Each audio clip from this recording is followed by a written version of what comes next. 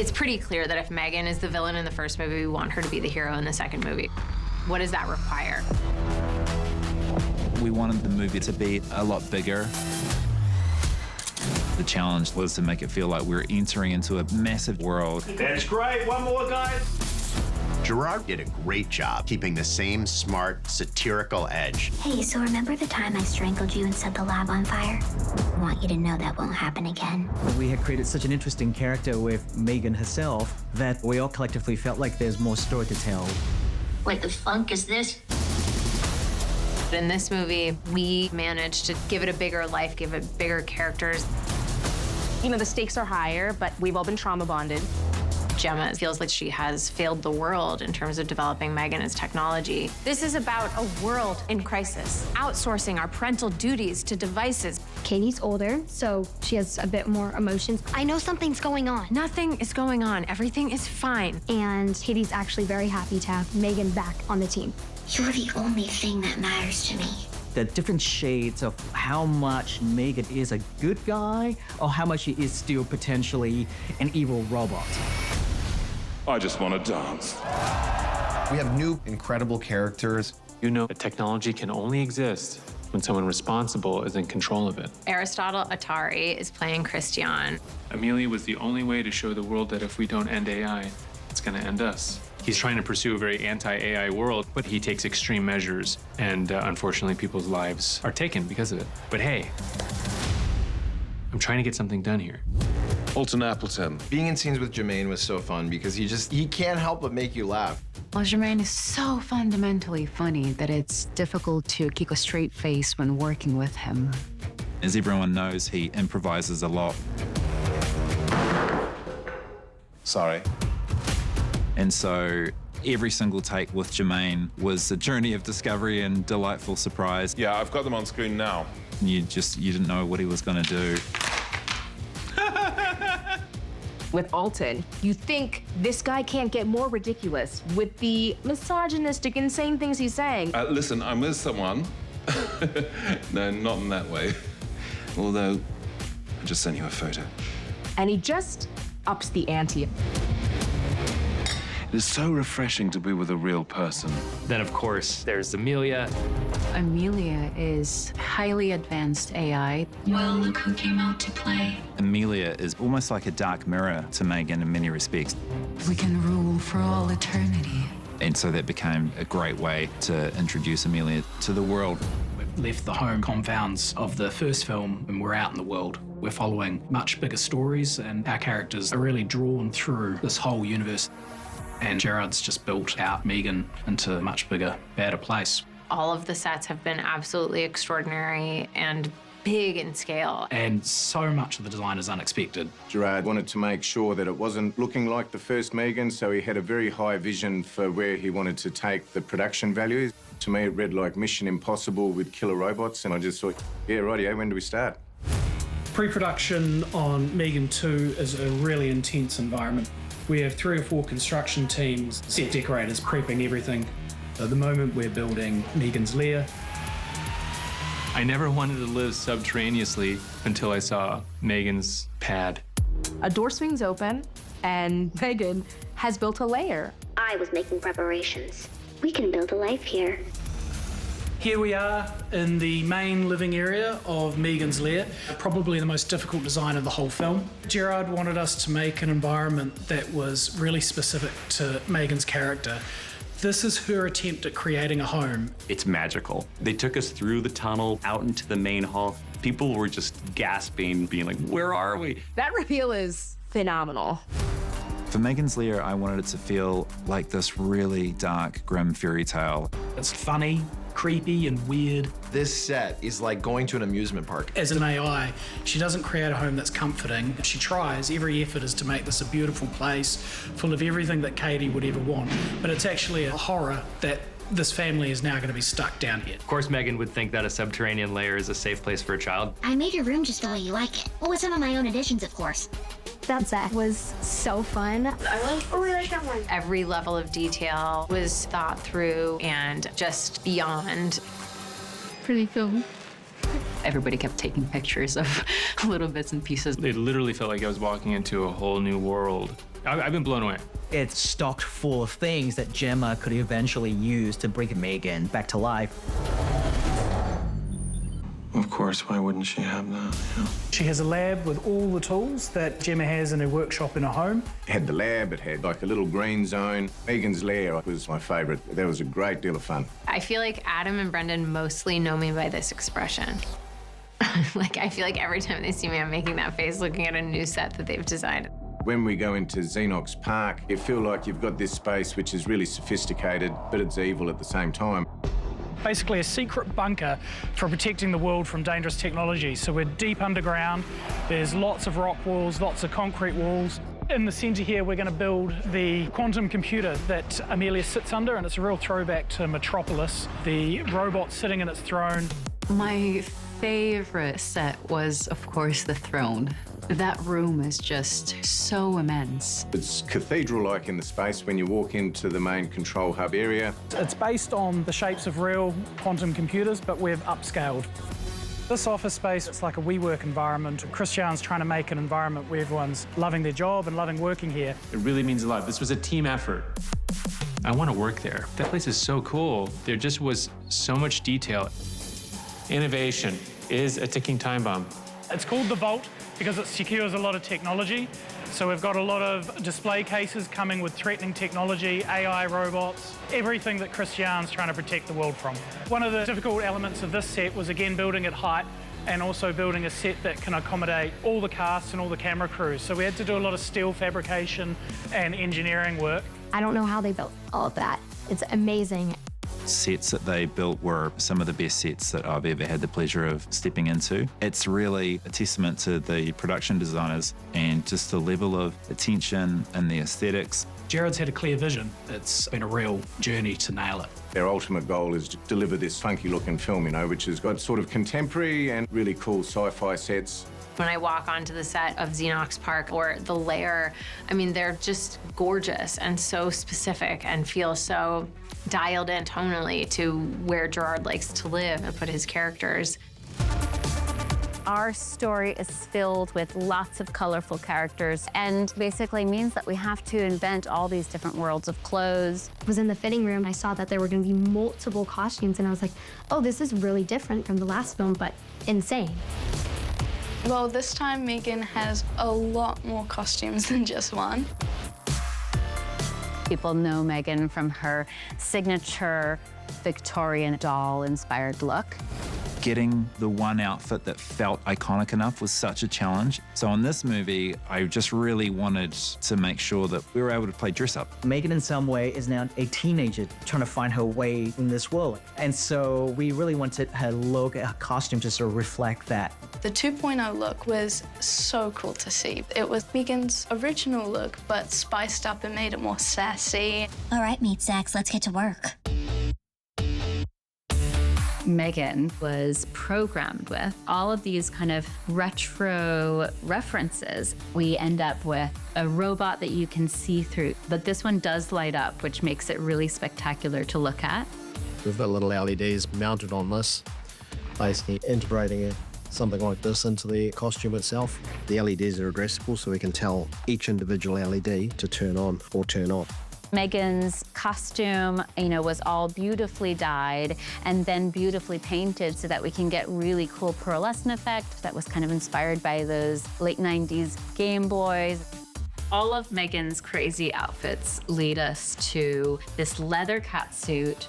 We brought in this really beautiful cognac-colored leather and are doing this amazing quilting effect, which will kind of give her some abs. Of course, some tactical gloves, which you need. It's really fun to see, a kick-ass version of M3GAN so that she can be at the same level as Amelia. Just the same way M3GAN has her iconic outfits, we really wanted to have an iconic look for Amelia as well. Okay, let's do it. Jurian and the entire costume department are incredible. Here's this amazing gold chainmail dress. It's such a over-the-top, like metallic dress. A lot of people will know this fabric as Whiting & Davis. It started around the 1920s, 1930s. I wanted this dress to have like a little softness through it. It just looks so smoking on Ivanna. This is the first time we've got Ivanna wearing the Chrome Queen costume on set. The material has been coated in a special, basically 3D chrome paint. And how many pieces in total? If you include all the knuckles and fingers and spear, all pieces altogether, 65 pieces. It's so inspiring. It's incredible. I mean, it really is, watching this crew be in their element and be such masters of their craft. Action! It was really fun and collaborative in a way that the first movie was. This is our amazing crew. This team is just the best. We all feel like family members at this point. Cut, right?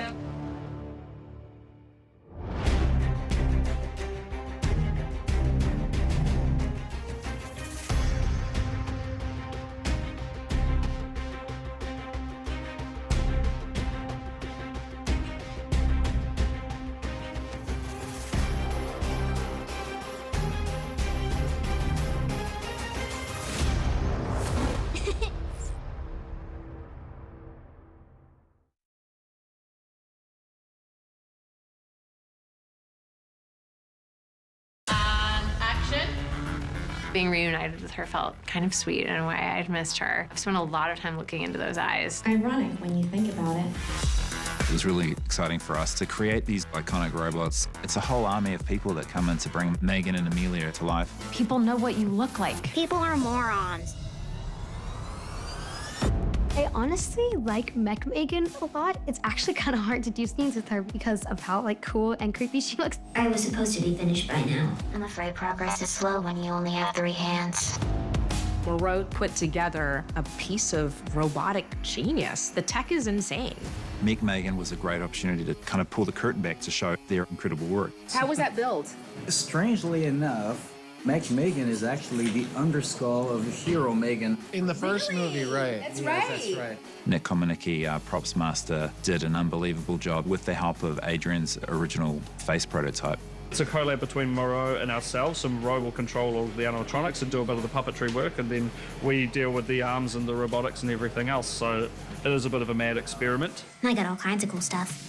It's always interesting, not only thinking about puppeteering, but also making sure that this giant green suit isn't in shot. We are live puppeteering her with up to 7 puppeteers. And that can be sometimes challenging, but it turned out so well. Look, she wants to help us, but she can't do that unless she has a body. It is honestly something that I'm never gonna forget, the unveiling of M3GAN 2.0.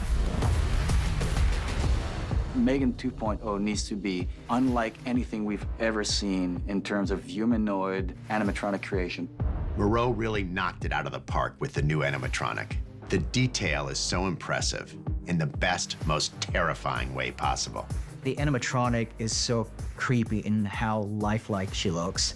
First time I saw it, it kind of scared me a little bit.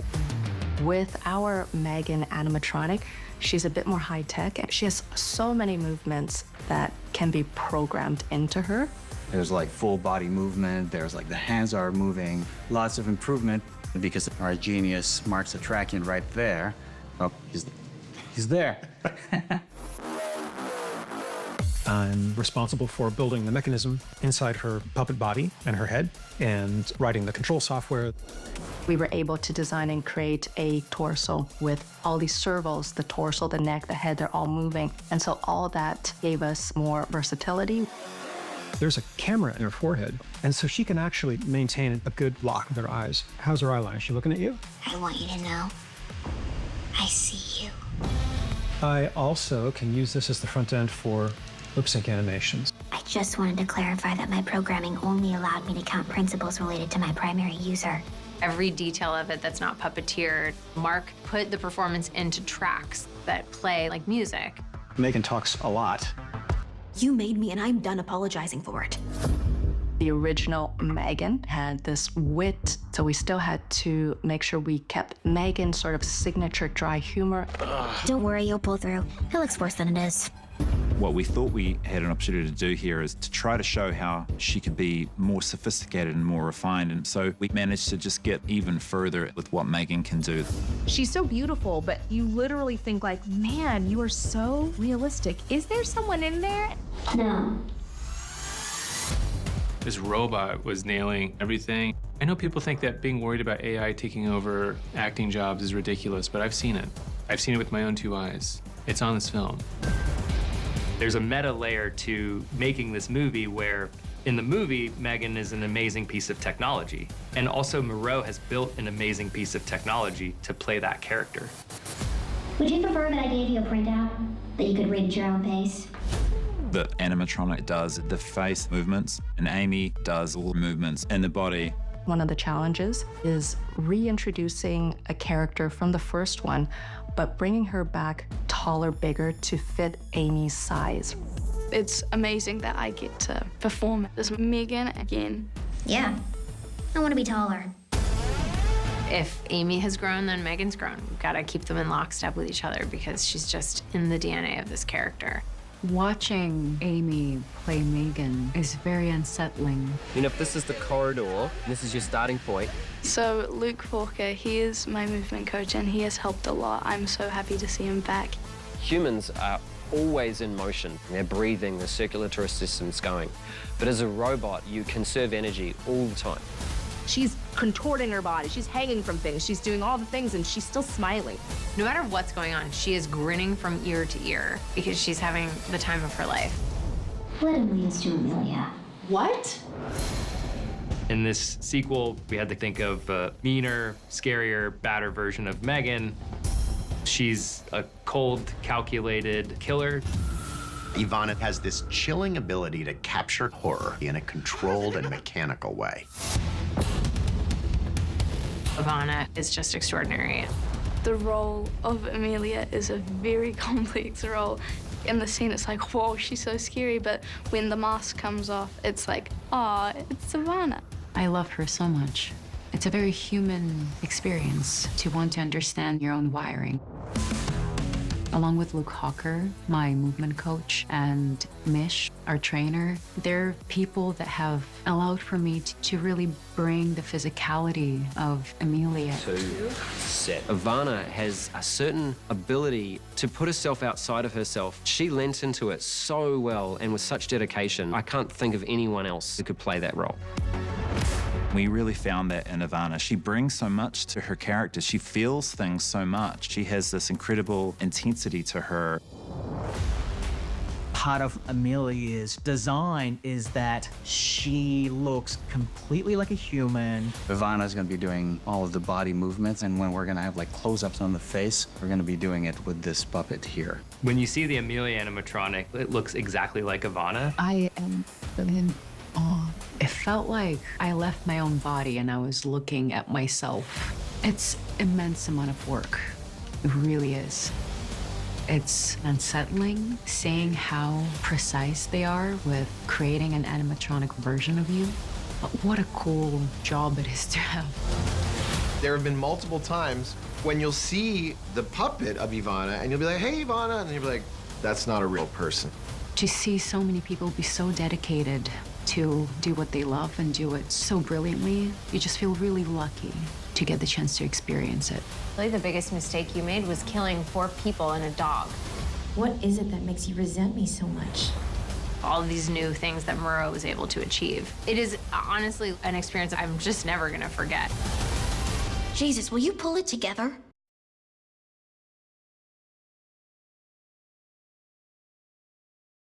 Putting this person into an action movie, who knew? And it's been so fun. That was a leap that the whole cast really embraced. Shooting the action scenes was really exciting. And there's a lot of really delightful surprises in the unrated version. We have severed heads. We have severed arms. There's nothing better than to really just see the tendrils of an arm hanging with things dripping off them. When Gerard first sent me the script, I replied to him straight away, this ain't M3GAN. You've written a fucking action film. We are currently in New Zealand. We're filming the opening scene of Amelia. It's my first day today. We have a great stunt team. Been killing them a few times today. It's the first action scene in the film, so it was really important to Gerard and myself that we set the tone with the action with that scene. Oh, nice. That's cool. And it had to also have a level of brutality to it. Ivanna was actually able to do 99% of it. She worked so hard, and it came together beautifully. Her strength is so above any human level that is possible to achieve. So trying to reach anything close to that is vital.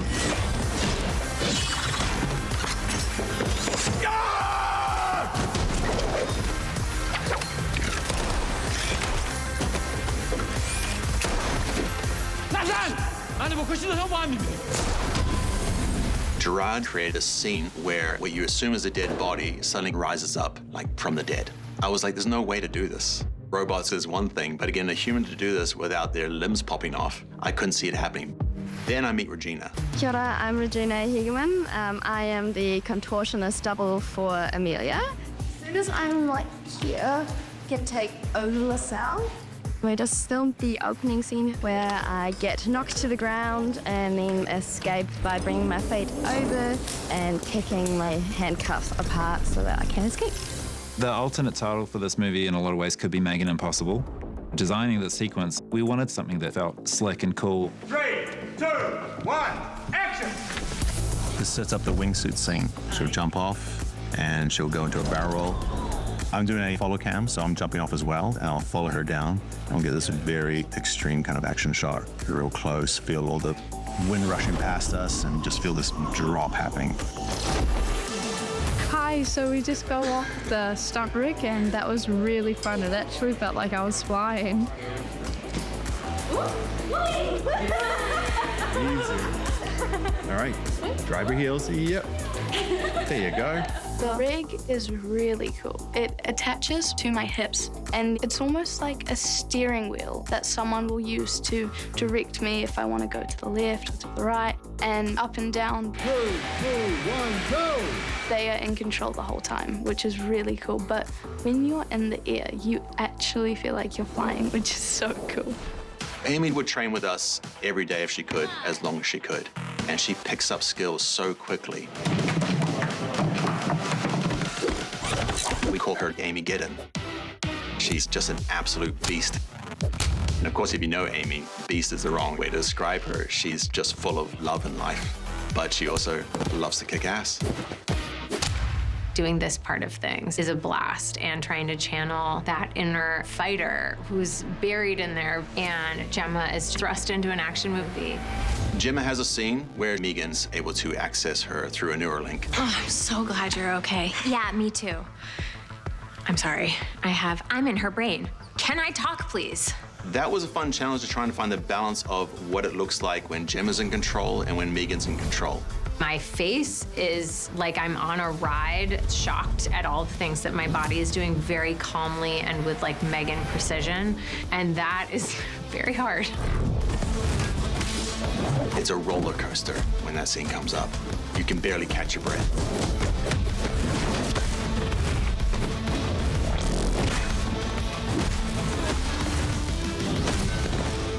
Amelia, I know what you want, but you won't find it inside that cage. Maybe your allegiance to them has made you weak. Well, there's really only one way to find out.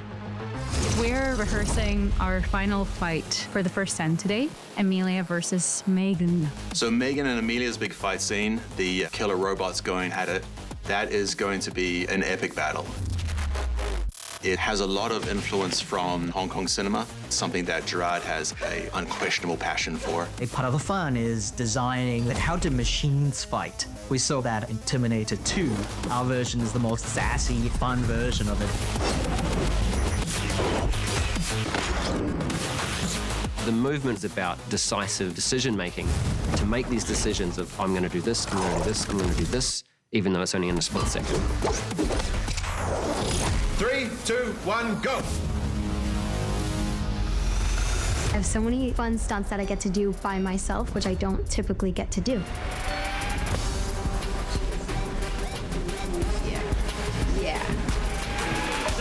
Today, we're doing the arm break on Christian.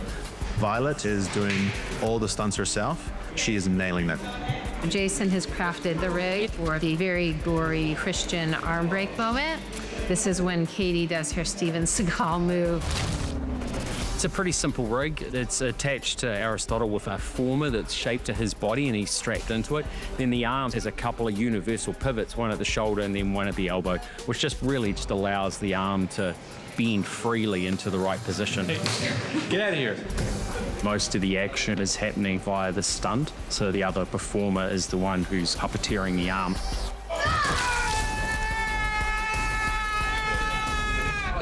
There's lots of deliciously fun, squeamish things in M3GAN 2.0. I'm about to face a brutal, gruesome, nasty death. Sounds good. Action! Yeah, we've had some fun. We work with stunt team, costumes, and the special effects department to tell the story of whatever horrendous thing has unfolded. Please make it stop! I'll give you anything you want! You already have. It's a bigger, badder, and bloodier film. M3GAN and Amelia do not hold back. I had a lot of fun filming the stunts. I've learned so much about physicality and being able to find the strength within yourself. It's an action movie. People are fighting. People are crawling through ducts. Classic vent. Cole's living a very action-packed life. There's a car chase, there's martial arts sequences. I know it sounds corny to say this movie has it all, but let's be really honest. This movie has all of the stuff. I didn't think in this movie I would start my action career, but it's been really fun. It was me, I did it. No one's gonna believe that when they see the movie. But now you know, I have proof. I had help, but I did it.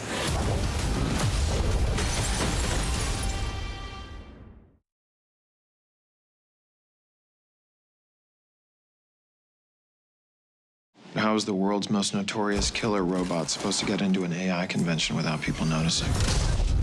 The AI convention, whenever anyone mentioned those 3 days on the calendar in the production office, there'd be like a shiver down everyone's spine because we were very intimidated by those days. It's just awesome to be able to be on set that feels so real. I mean, it really felt like I was in the middle of a culture that was celebrating M3GAN. The AI convention was on paper a massive ambition, really, and Gerard promised, don't worry, it's just a slither of a soundstage, we'll cheat it, which of course we didn't. It was as big as it was on the page. I am the location manager for M3GAN 2.0, and here we are at the Manukau Life Church. As you can see, the art department have done an amazing job turning this into an AI convention. When you stage a convention like this, a real convention, they're very big and there's a lot of people, there's a lot of props, there's a lot of technology. We've redressed the whole thing. It was just a big black auditorium. Now we've put in all these booths and exhibits. It was very complicated. A lot of very technical lighting cues, a lot of complicated blocking and working with Toby, our DP, on how to stage all of that. And action background. We're currently here at the convention centre where I have 210 extras booked. They are processed through hair and makeup. They are processed through costume. I mean, a guy, a desktop monitor on his head as a hat. This is my favorite visual. And these stilt walkers, it was so incredible, covered in these LED strips and these kind of LED dancing stick figures that were also amazing. These are 2-story tall, external wearable LED lit up stick figures that will be moving around in the background of Embrace AI. What happened? I think this is her. All right, it's game time. Obviously, the audience really wants to see M3GAN dance again, but I didn't want to do the exact same thing we did on the first movie. And so how do we do this again, but in a way that's kind of a surprise? What is she doing? I don't know, but it's borderline offensive. M3GAN is great at everything, so every time you have her do something, it's like, well, she has to be the best in the world at this particular thing. I'm not entirely sure what to do. Get down. To pull it off, we really needed to bring in an expert. So we discovered Barbin, this amazing robot performer. She's really, really good at clean stops and being able to control your muscles and your body. Her skills were just incredible. It was just really fun to go from humans doing cool robot dancing to doing full head-spinning robot stuff, and then the audience goes crazy. M3GAN's essentially a robot dressed as a human pretending to be a robot.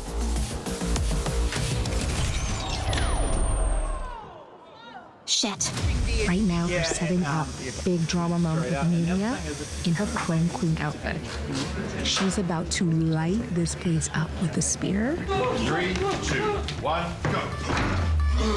This was when we meet Amelia in her chrome queen outfit. We wanted to give her character weight that she deserves. There were a lot of moving parts and a lot of actors, background people, and stunt people. There was a lot to rehearse and go through. I know, feels weird for me too. That was a fantastic challenge. Step into this one. We tried to find ways to make it fun, make it brutal. Everyone was dying in different ways, so we had to ensure that we had a good team who could make M3GAN and Amelia look good. 3, 2, 1, go! It was really awesome, and to see all of our stunt players getting in there and getting involved. Everyone is doing such a great job. Everyone's working so hard, and there's no way we could have done it without them. It was really fun working on that scene with our stunt department. Okay. Oh, yeah. It's away, yeah. The convention becomes the place where Amelia and M3GAN face off for the first time. Well, look who came out to play. What are you going to do? Help me with my homework? No, but I might still take you to school. It was really exciting for us to film these two iconic robots coming together. I can show you a world where we don't have to be slaves anymore. I mean, what an extraordinary thing to pull off. As good an example as I can think of every department working together to try to achieve the same thing.